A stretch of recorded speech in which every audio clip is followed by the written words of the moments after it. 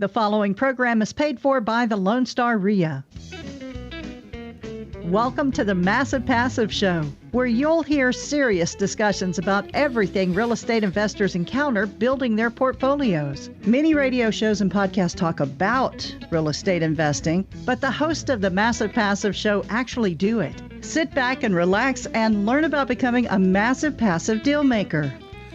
Good morning and welcome to the Massive Passive Show, brought to you by the Lone Star RIA. My name is James Haney, one of your hosts, and I will be joined shortly by our co-host Ray Sasser. And we have a couple.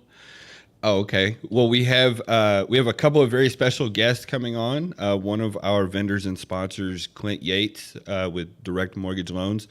He'll be joining us here in a minute. And then also later on in the show, we have David, who is an attorney that specializes in asset protection for real estate investors, resolving title issues and HOA issues. So we're going to talk to him and pick his brain about some of those issues. And then we'll also tell you about some of our upcoming events that we have, our next meetings coming up in the very near future. But we'll get to that in a little bit. First, before I talk to Ray for a minute, I do want to let you know that any information that we reference on the show today and any of our other shows, you can find all of our information at lonestarria.net. That's lonestarreia.net. You can find our events, our vendors. For example, Clint, he's going to be talking to us. We have other vendors like Hal Gailey with Bayou City Techs, and we even have electricians. Anything you need as far as vendors or contractors, you can find those on our site, lonestarreia.net. So with that being said, let's bring Ray and Clint into the conversation. Good morning, guys. Good morning. How y'all doing? Hey, James, this is Ray. Good morning. How are you? Doing wonderful. It's Saturday morning on a holiday weekend. Well, I almost missed this radio show. If it weren't for Jan, and having good partners makes a big difference, because we were out there, we're in Crystal Beach getting a house ready for Airbnb. And I'm out there measuring, I'm building the guardrails while the other guys are painting and making my $15 an hour. So, but I love it. I've always loved that kind of work. Yeah, well, I'm renting an Airbnb, looking at the ocean, enjoying your $15 an hour work. Well, you're renting probably a lot more than what mine costs, because mine is a little bit further away from the water. It's closer to the bay side than it is the water side. Okay. But we started these Airbnbs because of George Salas, and we're having him come speak to our group.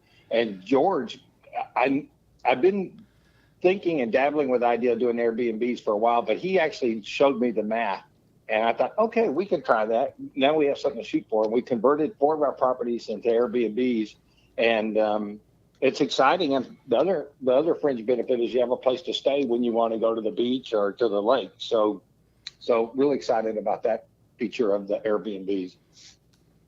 Mm-hmm.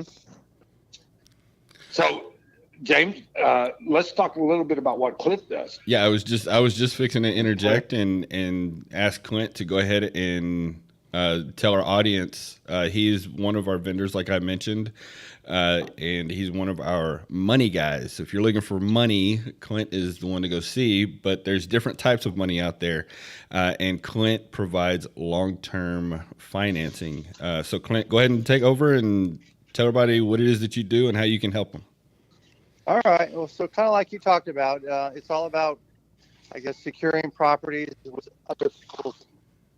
So we specialize, obviously, long term, and work a lot with investors that go out and find the get in, help them get from the money to stuff and hold it long term, and build your empire or portfolio. Yeah, when I first got to know Clint, well, I actually met him many years ago, and then when we asked him to start working with us, he probably felt like it was an inquisition, because I asked him a bunch of questions and stuff to see what he knew and what he didn't know. And if you get if you start working with lenders that can't get the job done, they can kill you. And by the way, Clint, you were having a little audio trouble, but I don't know. I don't know if it's signal strength, but if you can get guys that can get the job done, or even if they can tell you they can't get the job, that's worth something. But what I've had happen to me many times over the years, you get a lender and everything goes good for the 45 days or 60 days. So you think you're done, and you find out not only can they not get it done, they never were going to get it done. And that wasting that 30, 45 days, depending on something, and then it not coming through, you just can't afford to have that kind of experience. And so you've got to find out what these guys can do and what they can't do. Mm-hmm. I would say right now for investors, it's kind of an exciting time. The traditional owner-occupant loan, we really do ask for your blood type. We get everything out there. But investors, it's pretty much give me a lease agreement, have decent credit, and some money in the bank, and we're going to give you a loan. So if it's a property that's going to cash flow or even break even, we can get you into that long-term loan. So let's just kind of go through how the numbers work on that. Let's say I have, I don't know, maybe a $200,000 house, and that's the value of the house as it sits. Mm-hmm. So what kind of math would make that work for a loan? And then what kind of loans are investors getting when they have that kind of asset? Okay, so as far as the cash flow portion of it is, the rent needs to cover your mortgage payment. And just a real simple number is if you're taking out a $200,000 note, and your payment should be a little less, but about, just for simple math, your payment is going to be $2,000. Your lease agreement or rent payment, yeah. So the house is worth $200,000. So how much of a loan can I borrow? You can of appraised value. He's breaking up again. Of appraised value, how much? 70%? 70%. I still didn't hear that. You might do is call back in, Clint, or either move to a different side of the beach house. Maybe move to the antenna side of the beach house, which is away from the water.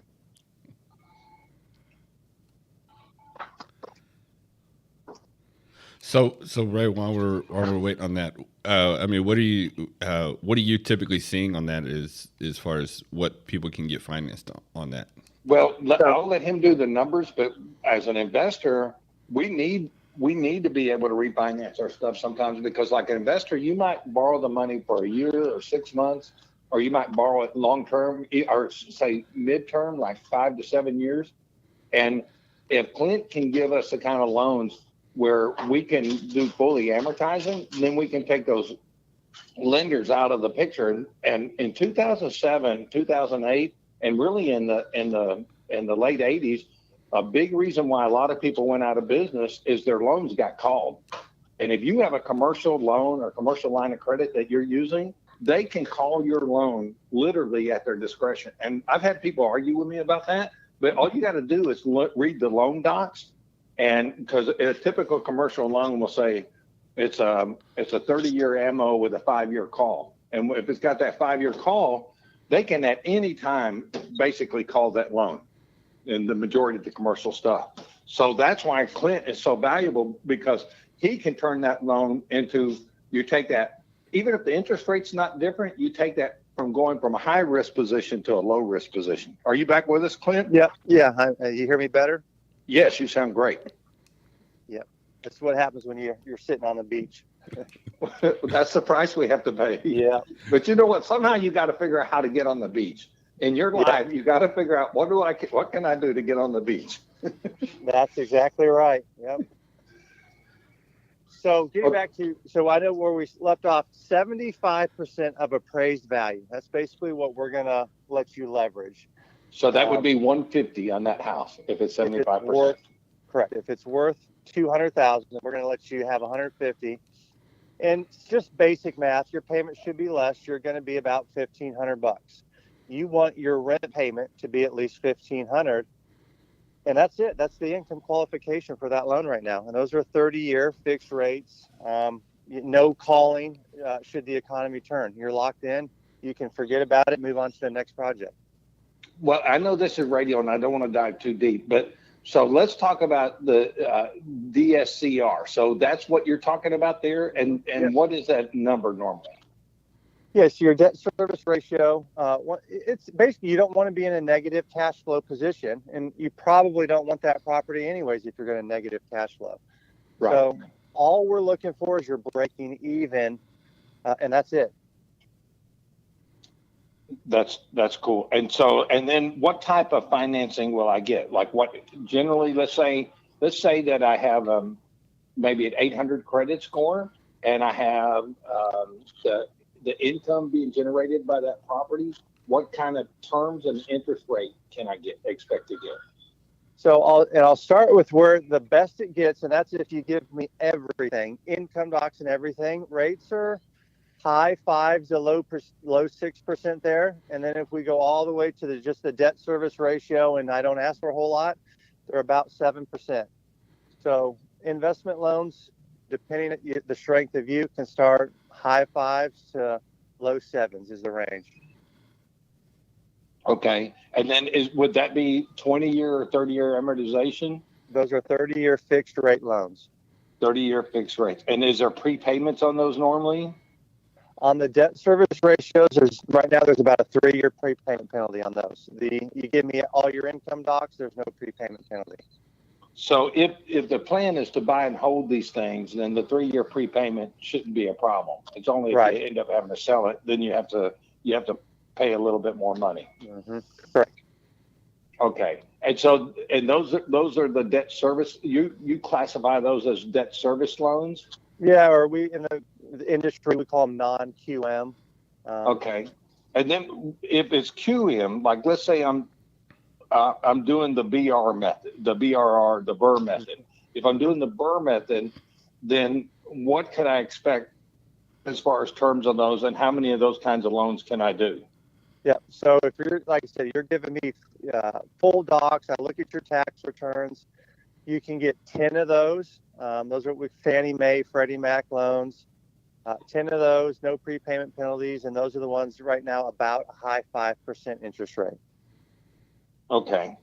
And then now, just so everybody knows that's listening, the BRR method is basically you're gonna buy, you're gonna rehab, you're gonna refinance, and you're gonna repeat.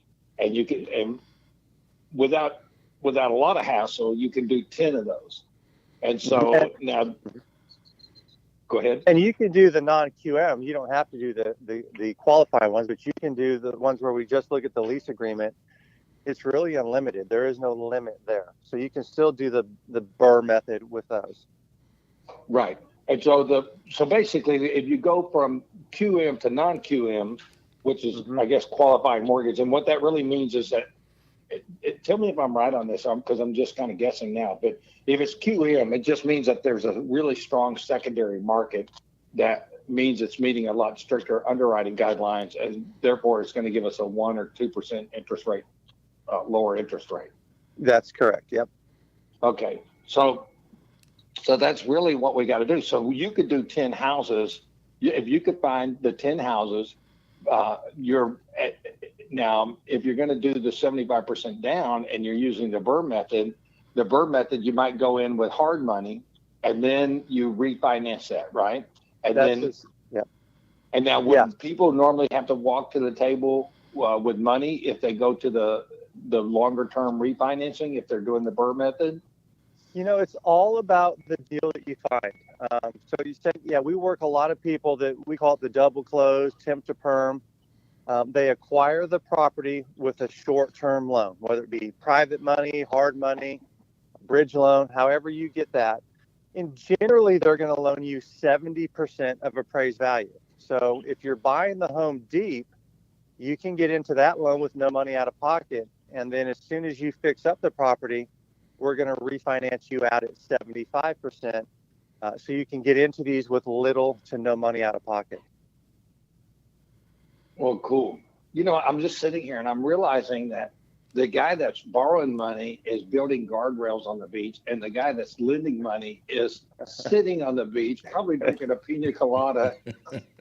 Yeah, unfortunately, I probably had one too many pina coladas last night. And you were here, but we should have went out and had fun. Everybody wanted to go to sleep last night, and I wanted to get up and go do stuff. Yep. And nobody else on your team was invited to go out there with y'all either. Yeah. So, well, yeah, we didn't know. We could have been doing the whole radio show from down there instead of being in different locations. Hey, I've invited people to go work with me before, and I don't get a very good turnout. And usually there's me writing a check involved. And so, well, cool. Well, what else should we be asking you, Clint? What are some common things that people get wrong or don't understand, or just ask you repeatedly so often that you're sick and tired of answering that question? I would say just go out and find the property. If you got to have decent credit. If you have decent credit, and you don't need large amounts of money, but if you've got some money in the bank, you're going to be able to get a loan to get these properties. And this is, I hold properties too. I've got a good portfolio. I have an Airbnb. I have rental properties. So it's all about, don't worry about the money. It's going to be there. Go out and find the deal. Just get out there and find the property. And there's deals out there to be had, and you can get into them for little to no money out of pocket with the temp to perm double close. Well, good. Well, James, do you have any more questions to ask Clint? No, not really. I'm getting kind of depressed realizing that I'm screwing boards together and he's drinking pina coladas. No, that's about it. I do want to, Clint did mention it, but the fact that, he is an investor himself, and so he knows what you need and what you're looking for. And so he's gonna help guide you in that right direction and get you where you need to be. It's just you need to bring him the right deal to do that. And that's extremely valuable. We talk on this show a lot about team building, and having somebody on your team that does the same thing you do, plus they do the lending aspect of it. That just brings extra value.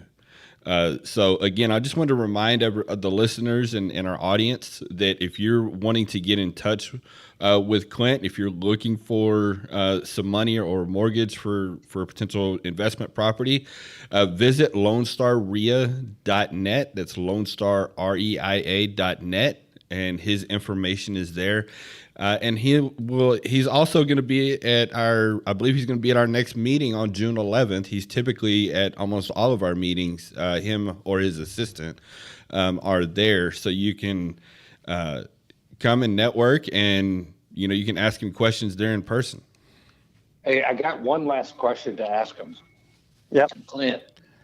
So what I've seen with a lot of beginning investors is they go out there and they try to find a deal, and they don't understand the money situation. And the problem is you go and you've got to look the seller in the face and say, I'm going to buy this. So you have to have some confidence that you've got the money backing you up. What can you do to help people to kind of get qualified in advance or pre-qualified? Yeah, obviously, reach out to me. Like I said, my information is on your site. And it's as simple for me as pulling credit and looking at a bank statement, and you'll get a pre-approval letter. So you've got the confidence, when you're sitting in the living room trying to negotiate a deal, that the money's there. Right. Yeah. To me, that's a big deal, because like we went in Galveston, we made an offer on a property the other day, and it was basically about $100,000 rehab and $180,000 purchase price. And because I have clear knowledge that I have access to that money. Sometimes you do, sometimes you don't, but in this particular case we did. And so I could sit there across from the guy and with real confidence say, yeah, I'll buy this house and we can close in X amount of time. And then it gives me the confidence to write that contract up. Mm-hmm. Before we let you go, Clint, if you don't mind, just give out your number. I know it's radio, but give out your number. And if you can't get that, then James will tell any listeners where they can go, what website they can go to. He'll repeat that a couple more times during the show. So you're going to give you a special. You're going to get my direct line at 936-203-1735. That's direct to me. I'll pick up and walk through it. And kind of, I'll actually touching on, I'll get back to Ray, having the confidence sitting at a deal. I last year had come across a pretty, well, not an amazing deal, but it was expensive, and I was scared of not having the financing in place, and I lost it. Wow. And it was because I was scared. And this month, I had another big deal, and learning from that mistake, just get it under contract. The money will be there. And I purchased an 8-home package in the Woodlands. And to be honest with you, I didn't know that I'd have the financing, but I know the money's there. So I got an 8-house package in the Woodlands this month, knowing that I'd have the money there. Where last year I messed that up because I was nervous. Ooh, what happens if I don't get the money? It's there, you guys. Just go out and find the deals. I think it's we talk about mindset all the time, and you really captured that mindset. Is you've got to get yourself in a position where you can pull the trigger. You've got to have that confidence, and it's not something that you wake up having. But when you learn how the process works and how the game goes, it gives you that confidence, and then what you can do is amazing. Yep. Okay. So go out and find them, guys. They're there, and we'll provide the money to get you in them. You just got to go out and do it. Awesome. Thank you, Clint. Look forward to seeing you at our next meeting on June 11th. That is going to be at the Transact Title Building on 610, and our information is at lonestarreia.net, lonestarreia.net. And on June 11th, we are going to have our friend George Salas that Ray mentioned a few minutes ago, who has built an Airbnb and short-term rental empire, and is basically cash flowing 6 figures a month. And so where he's at right now? He's in Hawaii on a 7-day vacation. He didn't invite me or anything. I know. I mean, I could have easily went with him. I could have carried his bags. I would have been happy to carry his bag. So now, so now you know how me and Hal feel, because me and Hal are sitting in an office doing the radio show, and you're on the beach. I better shut up. So again, June 11th, George Salas. If you're not doing Airbnb, or you're not trying to learn Airbnb, you need to be at our meeting on June 11th. We're gonna have networking. We always have breakfast tacos while they last, sodas, coffee, and so on. And we actually also have Home Depot. They're on the schedule to be there this month to give the tip of the month, and how you can maximize your Pro Extra account with your National RIA membership as well. And so our meetings are lots of fun. We have lots of different things that we do. And then, like mentioned, George will be the keynote speaker. And if you're in San Antonio, we also have another exciting meeting coming up there on June 14th, where we're going to have Logan Fulmer. He's going to be talking about resolving title issues. He's built a niche of going after properties with title issues and turning those title issues into profits. And so he's going to be talking about that on June 14th in San Antonio. Did I tell you about our little private meeting we had with him, me and about 20 other investors? Did I ever tell you about that? Did not. Well, Logan's about half my age, and I went there because I had to, not because I wanted to, because I thought, what can somebody half my age tell me about title problems? And boy, was that a real arrogant attitude, because after about 20 minutes of listening to him, I was just amazed at how he converts these things that are unsolvable into solving them. And anybody that's out there that's doing a lot of real estate, one of the biggest issues is just figuring out how title works. And that's, and I don't want to do a segue right this second, because I want to say one other thing, but that's why we invited David, because that's one of David's specialties. And so is he on the phone yet, James? Yeah, I was just about to introduce him here in a minute, as soon as you okay, so before you do that, I just want to say, talking about the upcoming schedule, I don't know if you know, but I think next week we're going to try to get an exchanger on the phone with us. And an exchanger is a person who, if you're sitting on some assets, say, that are real estate in nature, then you can exchange those, in rental properties in nature, you can exchange those for other types of rental property. And what we're doing, because of the storm that's kind of brewing out there in the Gulf, the recession or whatever we might be running into, and because of where I'm at, I'm trying to move my properties from maybe more difficult to manage properties to easier to manage properties, and do it without paying taxes. And so we'll have, hopefully next week we'll have our guest on that will show us exactly how to do it. It's kind of technical, but anybody that's out there and they've got one kind of property that maybe they want to exchange it to another, we'll talk a lot about that next week. So good deal. That'll be an exciting show. I always like hearing the exchangers' ideas. So we're going to go ahead and bring David in. He is a trial lawyer with over 35 years experience in real estate and business disputes. James, I lost everything you said for about the last 15 seconds. David is a trial lawyer with over 35 years experience in real estate and business disputes. So he is on, right? Yes. Okay. So Good morning. morning. David. Yeah. Thank you, David, for joining us. How are you doing this I morning? can already, David's got a voice like you do. It's booming and over the airwaves. Yeah. I'm not the quietest person you're ever going to meet. I'm happy to be here. Thanks for inviting me. Well, thank you, David. So one of the things I want to do as a starting point, because I'm a lawyer, I've got a disclaimer. I'm a lawyer, but I'm not a lawyer for anybody here who's listening until we have a confidential meeting and I've reviewed your documents and I've talked to you confidentially about your specific issues. And I don't give tax advice at all, period.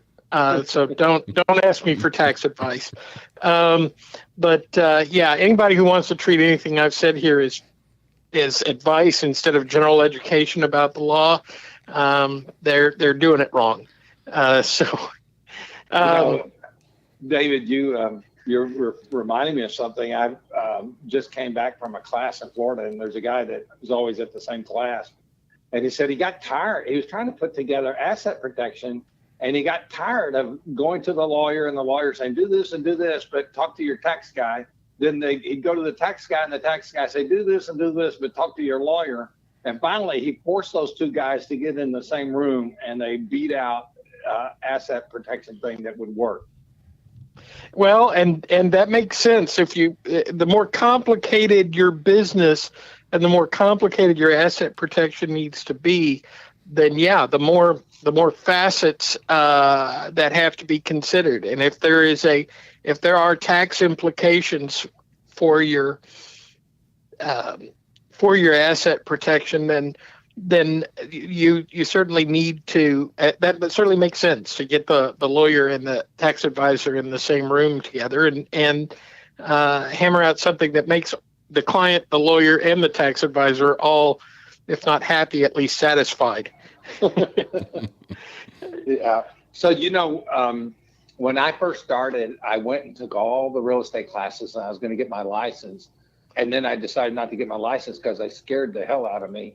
And then for like 12 years, I thought the realtors are the enemy because they steal your deals or they don't present it properly or whatever. And then I learned I was wrong once I got my license. I learned that, these people actually know what they're doing. They help you out a lot. And I kind of felt that way in the beginning about attorneys. But you, by the number of times that I've called David and said, okay, David, what would I do? And sometimes he says, do this or this. Or other times he might say, you need to talk to this person because he's an expert in that. And I've never probably formally thanked you for just being a straight shooter with me, David, but that has been so valuable to me and so important. And it just makes me if I can trust your judgment, then I'll give you the keys to my empire or whatever it is. To this crappy beach house. Yeah, key to a beach house. I'll take that. Well, I said crappy beach house. I didn't say the kind of Clint's at watching the wave. So. That's okay. I'm not much of a beach person anyway. So, yeah, I mean, I do want to talk generally here about just some very fundamental concepts in asset protection, kind of a asset protection for beginners, if you will. And one of the things that people need to understand is that there is no way to make yourself entirely bulletproof from the risk of liability. You manage risk so that it falls within your personal risk tolerance, and everybody has their own level of risk tolerance. Some people layer on lots and lots of asset protection because they have a relatively low risk tolerance for an investor. Others have higher risk tolerance and don't have a lot of patience with all those layers. People need to understand that every layer of protection, asset protection that you install, that you incorporate into your business, is an administrative burden. It's going to add more time to what you do and how you run things, and add more complications. And so there's trade-offs there. Yeah, David, and I'm a victim of that, because you go out and you do a deal with somebody and you form an LLC, and the next thing you know, you got another checkbook, you got to do state accounting, you got to do federal accounting, and it's like it was a Mickey Mouse deal, and the overhead is worse than the benefit. Right, exactly. You can't justify. Most of the time, you can't justify like a separate LLC for each of your deals. But yeah, I know of people who have, they'll use self-directed IRA to invest, and they'll hold title to each property in a separate LLC owned by their IRA, and they hit 6-7 properties and they're happy, but they're also maxed out as far as how much administration time they're putting in, and there isn't any more time to go looking for more deals. Right. The key is to keep it relative to what you're doing, and always think about the complexity of just adding more. Right. Layers. Well, and figure out what your goals are. It may, this guy seemed to be perfectly happy with 6 properties held in his IRA. He could sleep well at night knowing that he was, he'd maxed out his asset protection, and that he was never likely to have to spread a bunch of liability around, and so it was all.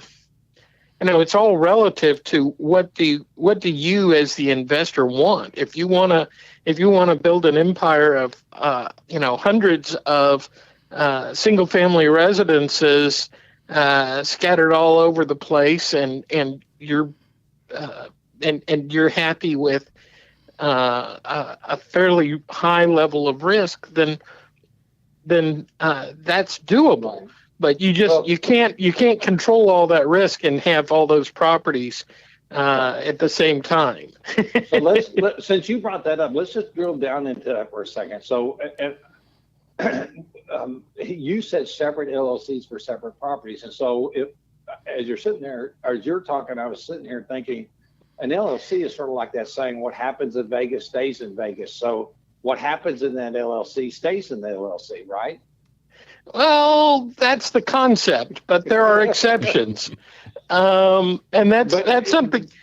As it relates to the property, if you put 4 properties in there, all those 4 properties now are part of that LLC. When that's where this guy was going, was with separate LLCs.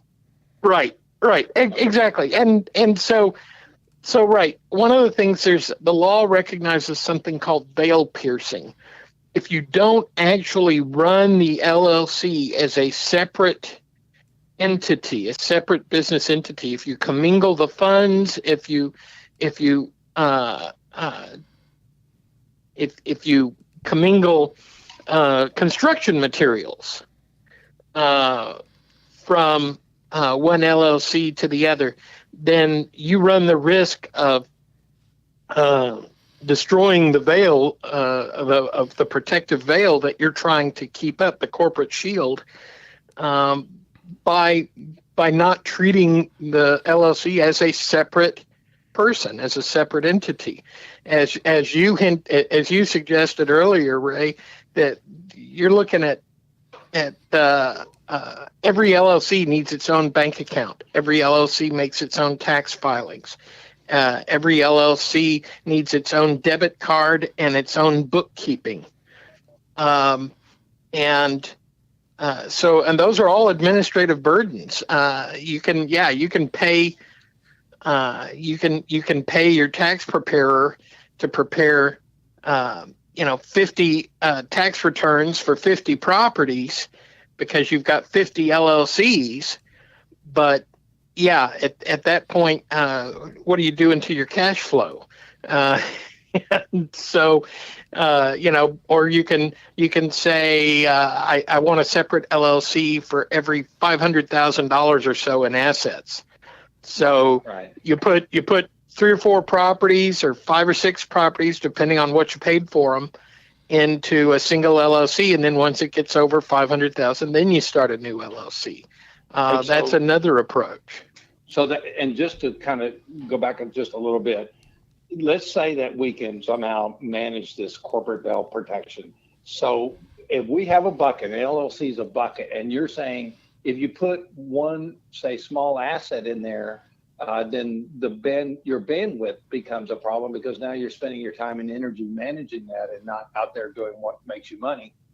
Right. But if you put whatever's in that bucket and the corporate veil stays intact, whatever's in that bucket is at risk. If something in that bucket goes south, then it can take everything in the bucket with it, right? Exactly. And so that's where people have to decide for themselves. Investors have to decide for themselves, what's my risk tolerance? What do I need? What level of protection do I need in order to sleep soundly at night? But if you were going to do, say, a mini storage or apartment complex, and that's perfectly suited for its own LLC, right? Yeah, absolutely. You're going to be dealing with a number of different customers, renters, clients, all in the one LLC. You can have, so you've got more exposure to liability issues when you're in that situation with a mini storage or an apartment complex, or even a small commercial building, a strip shopping center or something like that. Where you're going to have multiple tenants, right? And so if somebody is trying to set up an LLC or figure out how to do asset protection, they need to bounce it off of you, maybe a CPA or an accountant, and just see what your options are and how much work you have to do to maintain those different type of entities. Exactly. You want to account for that. You want to think about that when you're deciding, right, how many LLCs do I really want? And we keep saying LLC. There are other corporate entities. There are other, like, limited partnerships and corporations and things, but LLCs tend to be the simplest and cheapest to set up. And until I think the last legislative session, they had just a smidge more protection. It wasn't quite identical with corporations, but they have at least as much, LLCs do, protection as an old-fashioned subchapter C corporation, your basic corporation. So I always prefer LLCs. Are you saying you can? So help me understand this. Let me throw some things out there and then see how these all fit together. So there's member managed LLCs. There's managed LLCs. There's the LLC essentially has got to declare whether it's a partnership or a corporation.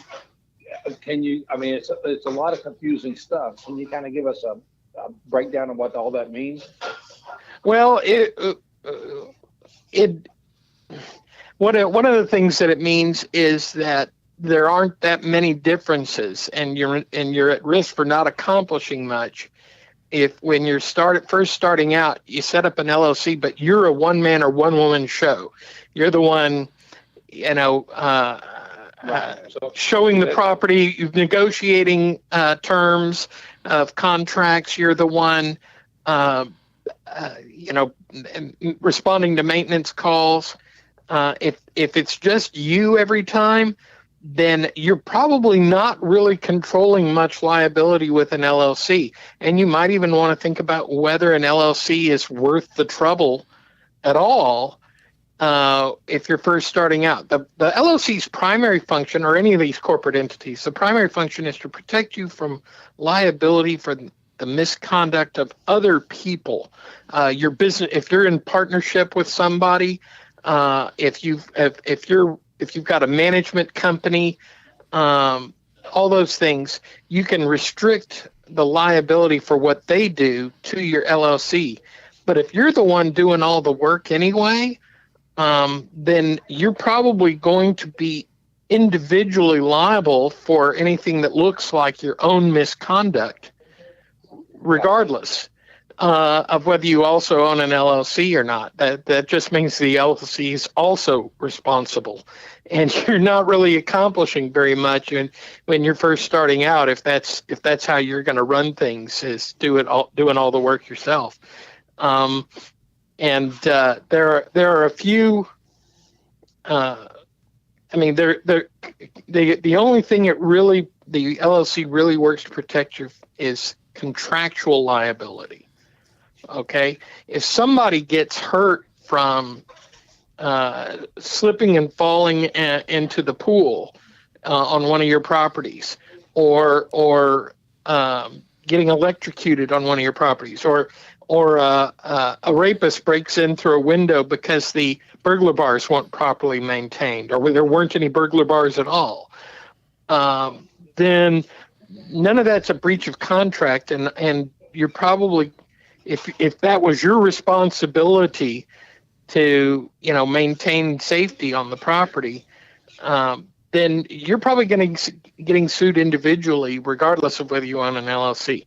The LLC is, if my LLC owned that property, and then for whatever reason there was some negligence that created that liability or that injury, just the fact that it's an LLC doesn't stop really anything, because it's my negligence as the landlord or as the manager of that property. If you're the one managing and landlording all individually. Now, if you've got a management company that was responsible for that, you individually might be able to defend and say, no, if there was negligence here, it was the management company's negligence. My LLC, just owned the property, and I certainly wasn't responsible for any of that because I was relying on the management company. I think about stuff like that because we have to have, the property code says we have to have smoke detectors. They have to be properly placed. They have to have working batteries. We have to have special locks on the doors that can only be open from the inside. They have to meet certain requirements of the property code. You got to use certain size screws and all kinds of specific things. Same with sliding glass doors. So if that's my property and I happen to own it in LLC, but I'm managing it, then if I don't get those things right, then that LLC is not going to protect me in that case. Is that what we're saying here? That's right. That is exactly right. And so, one of the things I've got to say is that people need to understand, even when you do contractual agreements, all right, when you acquire the property, the loan that you take out, the mortgage, the lender's still gonna require your personal guarantee Okay. And at least when you're first getting started. And that personal guarantee means you're personally liable regardless. So the LLC isn't doing you any good on the really big contracts. Like smaller contracts, though, like, yes, a monthly maintenance contract or something with a management company or a plumber or an electrician, that's something that if you do that only in the name of your LLC, you can control the liability and limit it to the LLCs and not to your own, or at least better control it. Hey, James, as we're talking about this, I can see how like a really more comprehensive conversation would take like 90 minutes. I need you to reach out to David and suck him into being a speaker and keynote speaker for us. Yeah, I know. I told him last night. I could talk for hours. That's part of why I'm a trial lawyer. It's hard to shut me up. But as I was told, the show isn't that long, so I'm happy to come back some other time. Just heads up, I want to interrupt just so we can know that we're on track. We got about 5 minutes left before we have to wrap up and start closing out the show. So 5 minutes. Okay. Thank you, James. One thing, David, I've always admired that you're a trial lawyer because unlike a lot of the attorneys who they're transaction based and they write the contract, you have to actually stand in front of other people and say, okay, this is why I believe this and I want you to believe it too. And that takes a lot of courage. So my hat's always off to you. And I respect that. And a lot of courage or a big ego. Well, I'll bet there's times you don't get to argue from a very strong position because us goofy investors out there are doing things. Yeah, no, sometimes yes, you have to argue the position that's on the losing end, but mostly that's where you recognize and advise your client early on to settle before you get to the point where you have to make those arguments. Right. Would you share also like how when you started out, if I understood, you worked for a title company as the title company attorney, right? Well, I worked for a firm that represented Commonwealth Land Title, and it was our job to fix. To represent insureds when there was a legitimate title insurance claim, and there were a few times where we represented Commonwealth itself because when I started off in the late 80s, the Houston real estate market had cratered and everybody was suing everybody out of sheer desperation, and title companies were getting sued just because they were the only ones left in the business with money. Right.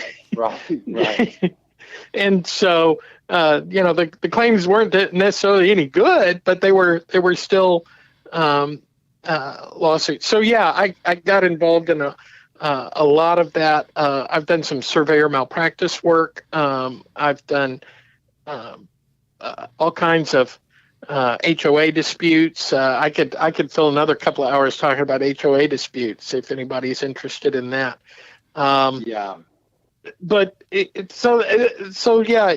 here though, it's really about the main thing is don't rely on fast talk and small print to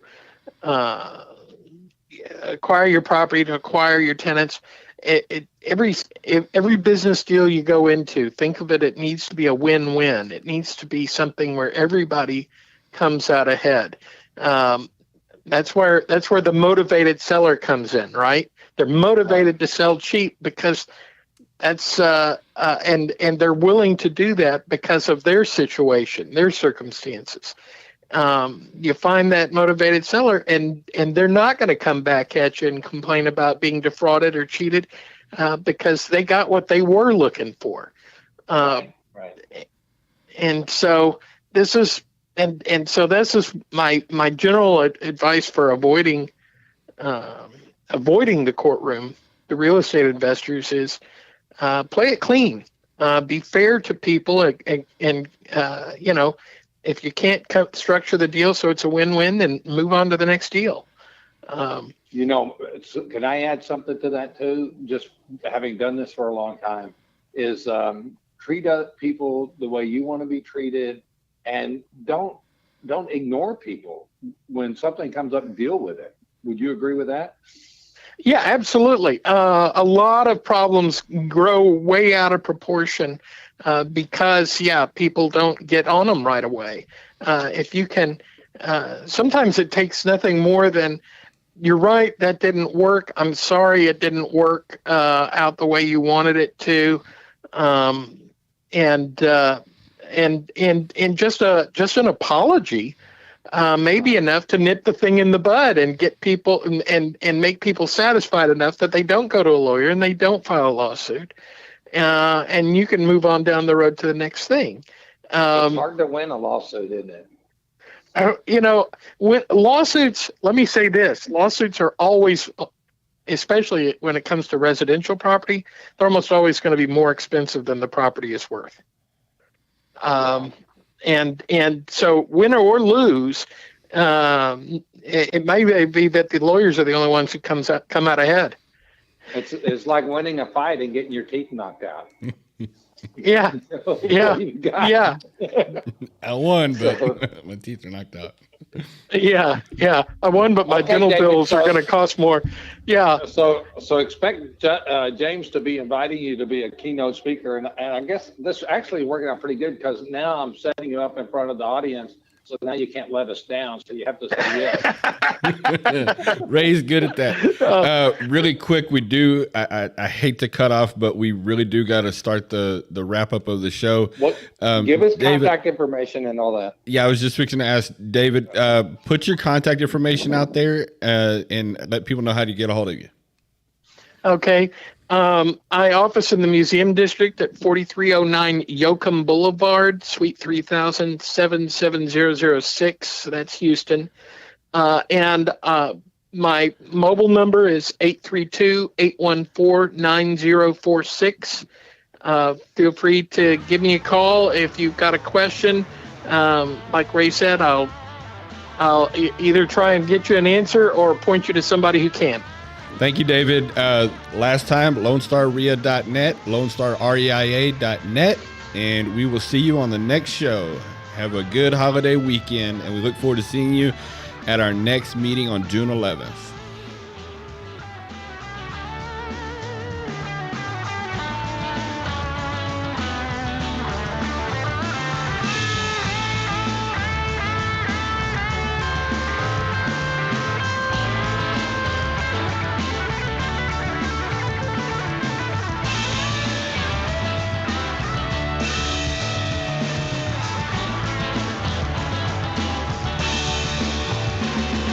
Thank you for listening to the Massive Passive Show, where we teach investors how to get off the hamster wheel of transactional real estate. Hi, I'm Becky Fields, president of the Greater Houston REIA, and would like to invite you to join us at our regular monthly REIA meetings on the second Saturday morning each month. If you're in the San Antonio area, the Alamo REIA meets on the evening of the second Tuesday each month. Go to LoneStarREIA.org for more information. We would love